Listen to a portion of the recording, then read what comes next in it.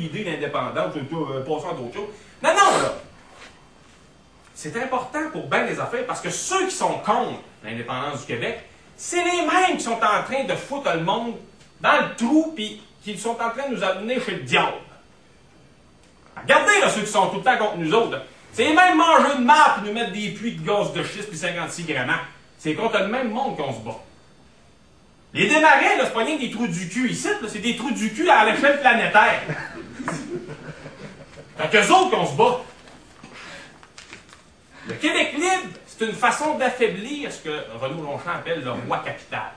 Bon, là, moi, je pousse à gauche que certains, mais bon. C'est ça aussi. C'est d'essayer d'arriver avec quelque chose de différent. C'est la diversité. La diversité culturelle, ça va se faire aussi avec le Falardeau. Bon, lui, le côté tinanimo, il n'aimait pas ça, mais moi, je l'amène. Moi, je suis très, très, très environnementaliste. J'étais environnementaliste avant d'être indépendantiste. Puis je suis né indépendantiste, je l'étais au stade fœtal environnementaliste. Mais, tu sais, c'est aussi ça, c'est d'arriver. Moi, j'ose espérer que le Québec libre, ça va être quelque chose d'un peu différent que ce qu'on a présentement. C'est pour changer, comme disait Jean Chrétien, c'est pour changer le fly sur le hood, ça ne sert pas à grand-chose. Moi, je pense que c'est pour ébranler le système, les oligarques, ceux qui se sont partagés le monde et qui s'en mettent plein les poches puis qui nous appauvrissent de jour en jour puis qui nous font manger de la boîte puis on ne sait même pas c'est quoi puis qui nous empoisonnent. C'est aussi ça. Il y a aussi ça. Il faut articuler le discours indépendantiste aussi avec les ressources naturelles. C'est le colonialisme anglo-saxon à la sauce canadienne, il reprend du poil de la bête. Là. Ils sont là, le plan Nord, là, ils se partagent ça, c'est tous les tinamis, puis là, je pense pas qu'on va voir grand-chose, voilà, là. Anticosti, les barils de pétrole qu'il y a là-dessus, puis là, dans le Saint-Laurent, il va venir mort. Mais se battre pour l'indépendance, c'est aussi se battre contre ces gens-là. Ce qu'ils ont fait dans Malartic, c'est abominable. Ils ont foutu une mine d'or dans le milieu des terrains du monde, ils ont tassé un coup de pied dans le cul, puis on n'a même pas de redevance pour ça. Mais par exemple, on va payer pour nettoyer le site après, quand ils vont finir de faire de l'argent. On peut-tu laisser faire ça? Non! Si on laisse faire ça, ben là, Hubert Reeves nous prédisait l'extinction massive des espèces d'ici 50 ans. C'est pas bien réjouissant comme scénario de vie, là. Vous allez le vivre, ça, dans 50 ans. Là, puis là ça commencera pas à 50 on meurt tous. Ben non, on va y aller lentement. Puis on est rien que des babouins avec moins de poils que les autres, là. On fait partie de ce système-là. Il faut qu'il change. Il faut que ça change.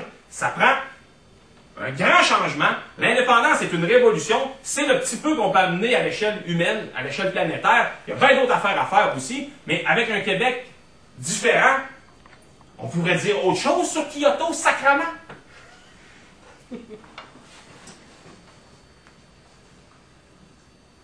On voulait dire autre chose avec la guerre en Irak. On l'a pas pu le dire. On a un strapontin à l'UNESCO. Une bande de ticounes assis dans le coin, puis on tient quasiment un verre des ministres du Canada anglais. Il me semble qu'on est un peuple plus grand que juste bon pour s'asseoir sur un strapontin et regarder le monde évoluer vers où il va. En tout cas, moi j'ai décidé de continuer de me battre. Puis il va falloir qu'on soit plus que juste deux doigts. Parce que le rapport de force, c'est d'abord et avant tout la force du nombre. Tant que le monde va trouver plus scandaleux la finale d'occupation double que ce qui se passe sous nos yeux, qui est d'une tristesse inouïe,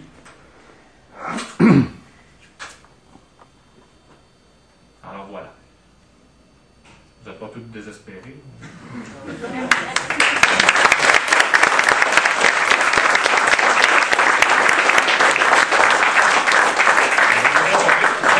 De minutes. Ah, c'est bon. Il y en a qui veulent poser des questions à Patrick. C'est clair, bon, vous allez aller vous battre, là?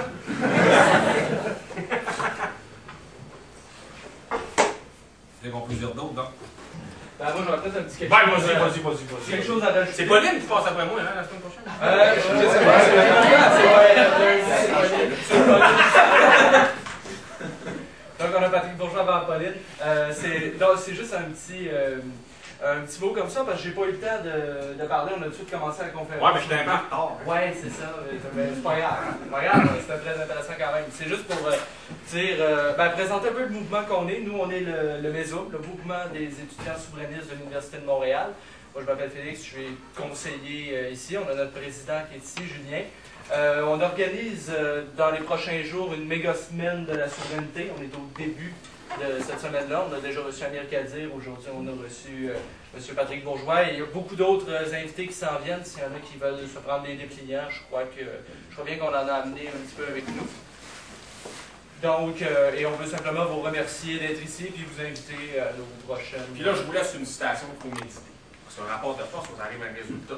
Pierre Perrault, grand cinéaste québécois, un génie qu'on néglige au Québec, il avait une formule extraordinaire.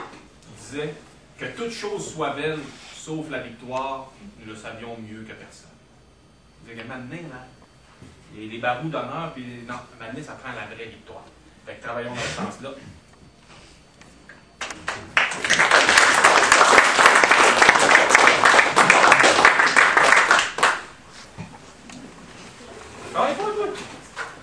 On avait une question. Ah oui? Cette fameuse motion du gouvernement conservateur à Ottawa qui disait qu'il reconnaissait la nation québécoise, ce serait rien que du fake pour nous faire dormir au gaz. Ah ouais, elle finit comme mal la motion en plus, là, dans un Canada uni, à jamais, et probablement encore plus longtemps. Moi, je veux pas avoir de la reconnaissance, je veux être libre.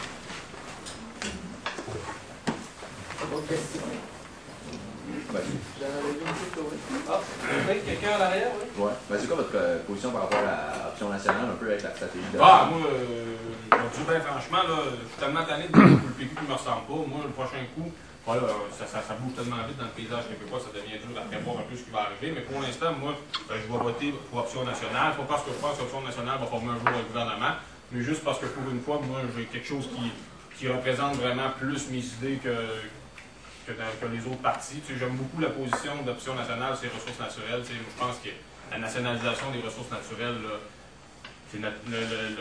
Perrault disait que le territoire nous détermine. Ben, notre territoire, c'est à nous. Là. Tu ne peux pas le laisser ça à des compagnies étrangères. Il faut nationaliser, puis après ça, ensemble, on décidera ce qu'on en fait. Là.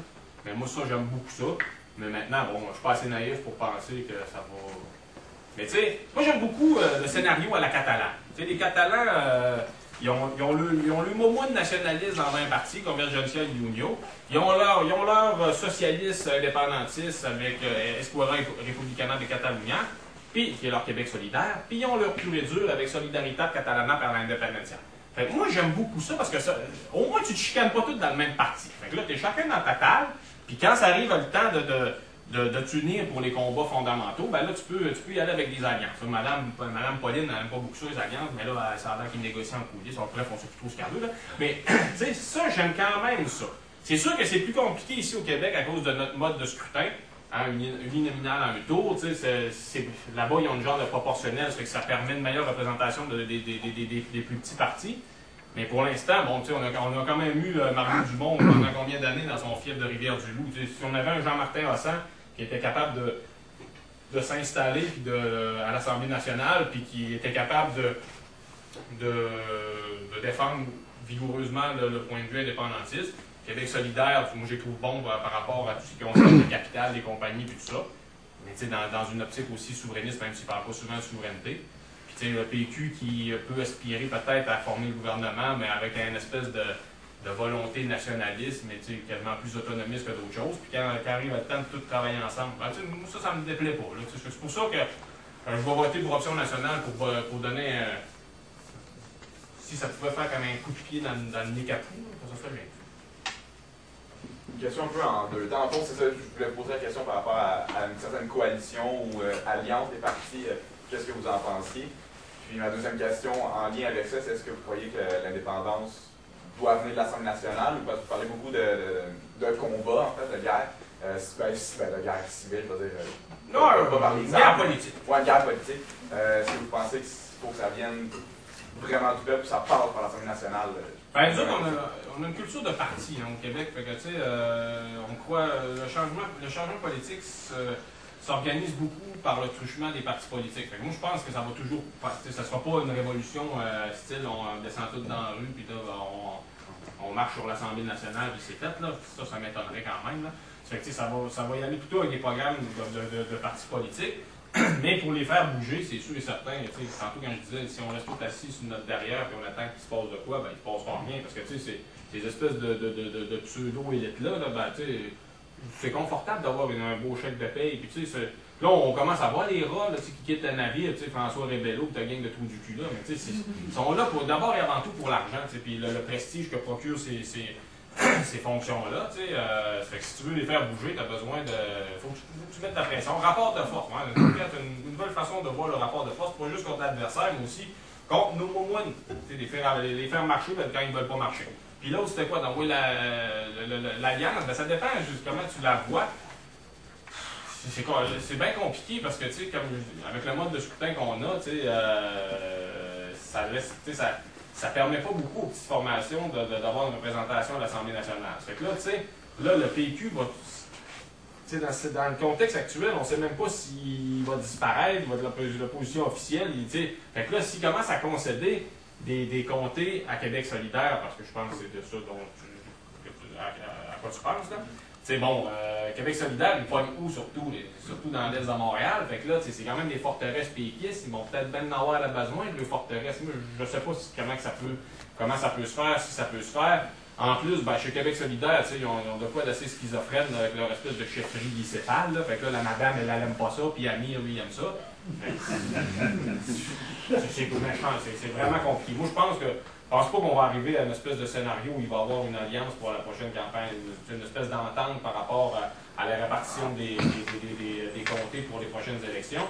Mais une chose est sûre, c'est qu'il va falloir trouver une façon qu'on soit capable de tous travailler ensemble. Les purs et durs fatigants comme nous autres, mais aussi le Parti québécois, Québec solidaire, Option nationale, la Société Saint-Jean-Baptiste de Montréal, à un moment donné, si on faut trouver une manière de toucher dans le même sens, parce que là, on va avoir besoin des énergies de tout un chacun pour être capable de marquer des points. Puis moi, c'est qui là? J'aimerais ça poser. Moi, dans le programme du Parti québécois, j'ai cru comprendre qu'il va transformer la Télé-Québec en chaîne d'information nationale. Moi, je pense que c'est une bonne affaire, c'est ce que je fais de tout mon cœur, mais bon, c'est peut-être juste... Ça fait longtemps qu'on en parle au PQ de ça, mais sauf que... Ça paraît bien... Travail! Premier point. Le premier point, c'est le travail. Si tu fais rien que lancer des bonnes idées, mais tu fais rien pour que ça se concrétise, ça sert à rien. Là. Moi, je suis parfaitement d'accord avec toi. On a déjà Télé-Québec entre nos mains. Quand on rentre à l'Assemblée nationale, c'est sûr et certain qu'il faudrait l'utiliser.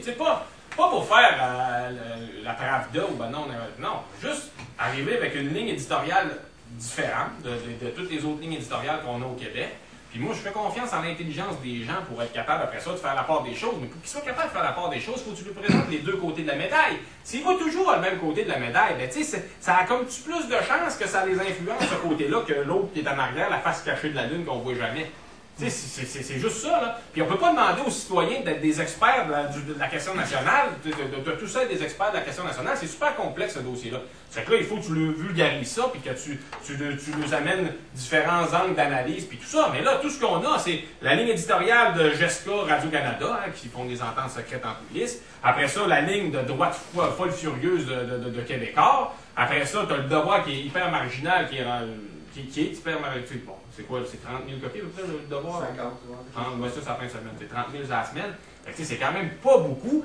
Puis, la ligne éditoriale aujourd'hui du devoir, quoi? En 1995, c'était pour le oui, mais aujourd'hui, c'est ambigu.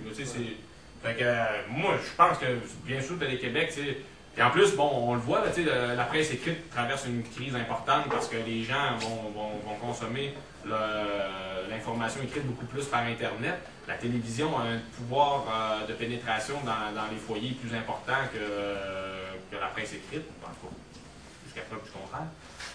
C'est sûr que, on l'a entre les mains, mais on n'en fait rien. J'ai juste une petite question par rapport avec le mec qui a amené ça tout à l'heure. C'est quand tu as parlé d'information, tu as plutôt parlé de propagande. Pourquoi tu as préféré prendre le mot propagande? C'est le. Faire suer le monde, j'aime ça. Ok, ben tu m'as fait suer. Mais c'est ça aussi, tu sais. Parce que, tu sais, t'as ce qui est l'information. Moi, j'ai une formation en journalisme. Tu sais, t'as ce qui est censé être objectif, mais t'as aussi le courant politique qui doit arriver avec la presse de combat, avec, tu sais, nous autres, on a une maison d'édition, un petit journal, tu sais, bon, c'est pas grand-chose, mais tu sais, si t'avais ça à plus vaste échelle, puis là, t'es capable de défendre tes points de vue, puis là, après ça, t'as l'information dite traditionnelle, mais tu sais, qui peut être, qui devrait être équilibrée. Bon, mais là, t'es capable de faire ton entrée sur la place publique par cette entremise-là. Tu sais, Habermas, il disait, si t'es pas sur la place publique, t'existes pas. C'est dévastateur comme point de vue, mais c'est ça aussi. Tu sais, t'as beau avoir la meilleure des idées dans ton salon, là, ça donne pas grand-chose. Si t'es pas capable de l'amener sur la place publique, d'une manière ou d'une autre, nous autres, pour l'instant, on est obligé de développer des coups d'éclat, parce que c'est la seule façon qu'on est capable de percer le filtre médiatique fédéraliste. Fait que là, tu arrives avec des affaires, tu sais, la campagne, c'est donateur, entre autres. Tu mets le vieux de 37 en filigrane. Et nous autres, c'était pas nécessaire. C'est nécessaire pour arriver dans la place publique. T'es sûr qu'il n'y a pas besoin de tel bonhomme. Là, on s'entend que c'était quelque chose pour les déranger, comme mon terme propagande. C'est pour les piquer, pour que là, ils finissent par t'ouvrir la porte. Puis une fois que tu as piqué, ben, tu es capable de dire quelque chose. C'est malheureux qu'on soit poigné de même. Là. Tu es chez vous, tu veux même pas de. Puis les francophones, c'est quoi à peu près? Le dernier sondage, l'indépendance, c'est à 43%. Les francophones, ça doit donner quelque chose d'à peu près de 60%. C'est une idée dominante au Québec depuis des années, mais elle n'a pas le droit de sortir des foyers. Elle va faire certains ronds dans l'eau sur la place publique. Bon, PQ va dire souveraineté, là. Mais tu sais, être capable d'arriver avec le combat, puis de la défendre comme du monde, là, c'est à peu près impossible à réaliser par l'entremise des médias. Là. Ben, la ligne éditoriale indépendantiste avec des journalistes qui vont chercher de l'information, qui collaborent un peu comme les autres, vont chercher des informations ils nous donnent des informations, mais c'est des informations qui sont toujours avec leur billet. C'est la caisse de dépôt, là. On s'est fait disparaître 40 milliards, là. Il n'y a personne qui nous a réussi. Comment? Ça a duré une semaine, dans cette affaire-là, mais c'est 40 milliards. Quand le PQ avait perdu, c'était quoi? 300 millions? On a entendu parler pendant quasiment 2 ans.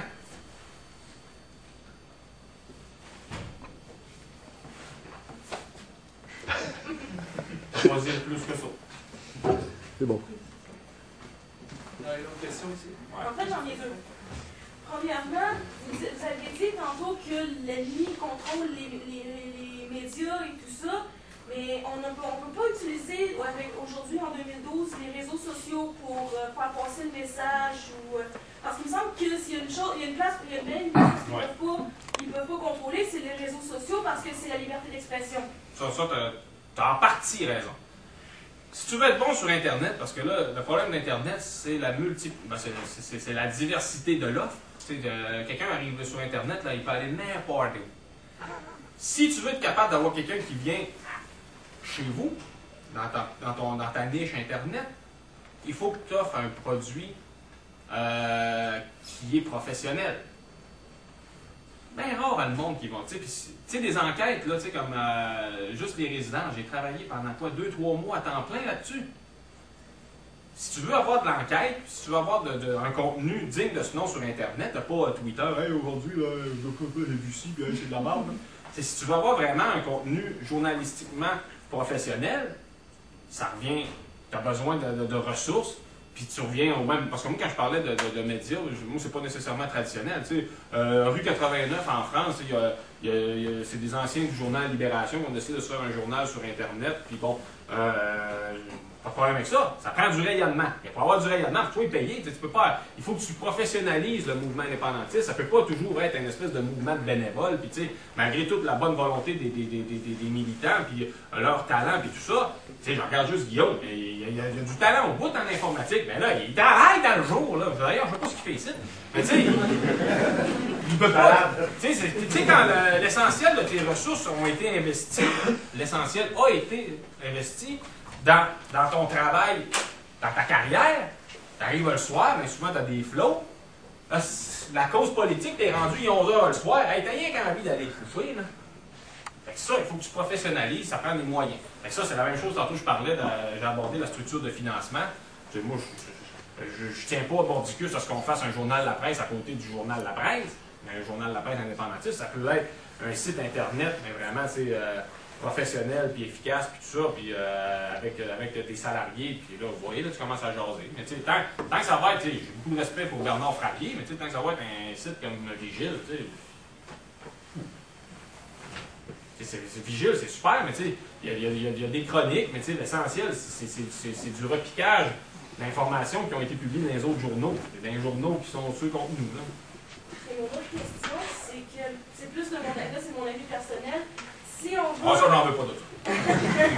Si on veut faire la souveraineté, il va bien falloir qu'il débarque du tableau. Est-ce que vous pensez que notre maudit petit cuisine de crosseur de Charest va venir par débarquer du pouvoir?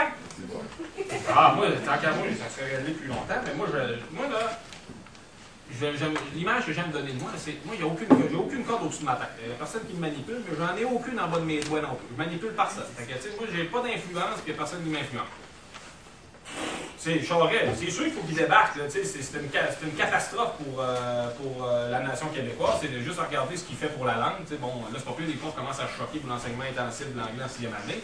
Mais il a coupé d'un programme de francisation des immigrants. Là, il a rentré l'enseignement de l'anglais en première année. Je pense que l'année prochaine, ça va être dans les CPE. Puis probablement, après ça va être à la pouponnière. Puis je pense même qu'ils songe au stade fétal. C'est sûr que ça revient un peu à tout ce que je disais, il faut que tu sois capable de propagandiser, il faut que tu sois capable de te battre, il faut que tu aies les moyens de te battre, puis il faut qu'on se mobilise tous. Toi, t'es choqué, moi aussi je suis choqué, mais on décide de rien. À propos de Charest, mademoiselle, il y a eu une campagne électorale en 2010 à Kamouraska et Témiscouata. Il y a une équipe de militants bénévoles qui s'est formée, des militants de RFQ, des militants aériennes, des groupes politiques aériennes. Puis on était là-bas, puis on a fait notre campagne électorale. On a produit une affiche qui dénonçait le fait que Charest a refusé de faire une enquête sur la corruption. Et on a collé nos affiches sur les affiches des libéraux dans 12 comtés. Et les libéraux ont été battus par 195 votes. Et on pense que c'est notre contribution qui a fait qu'on a été chercher 195 votes de plus. C'est ça. Il ne faut pas avoir peur de sortir dans la rue et de s'indigner. Il faut bouger. Il faut arrêter d'écouter la télé, il faut. Les autres ont trouvé ce moyen-là. Cette campagne-là, c'était du travail, un petit peu d'investissement pour beaucoup. Les affiches, c'est pas cher à produire, les affiches. On a collé à peu près 500 dans le comté, mais de Cabano jusqu'à le comté de Kamouraska, c'est immense. Voilà. Hein, c'est bien. Puis, on a fait la même chose dans le comté de Bonaventure, mais là, on n'a pas eu le même succès, mais l'écart entre le Parti québécois et le Parti libéral était réduit de 28 à 6 Bon, s'il y avait eu plus d'équipes, plus de monde, peut-être que ça aurait passé, peut-être que ça aurait été battu. Mais il faut que chacun s'implique, s'organise, pas attendre qu'il y ait nécessairement des gros moyens financiers, des grosses organisations derrière. Tout le monde ici peut faire ça, s'organiser avec des amis, faire des campagnes d'affichage, ça peut presque rien.